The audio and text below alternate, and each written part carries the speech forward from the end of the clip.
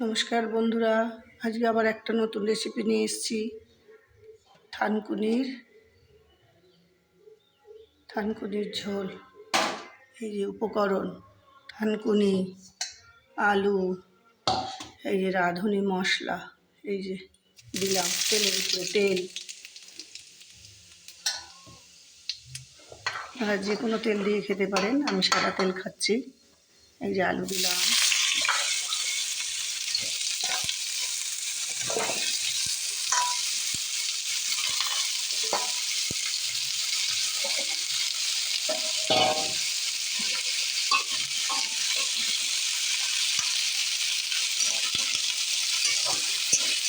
আলুটা একটু ভেজে নিচ্ছি।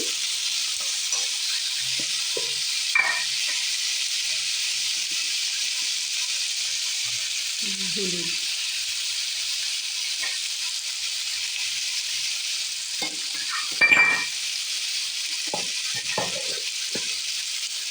হলুদ দিয়ে আলুটা ভেজে নিলাম।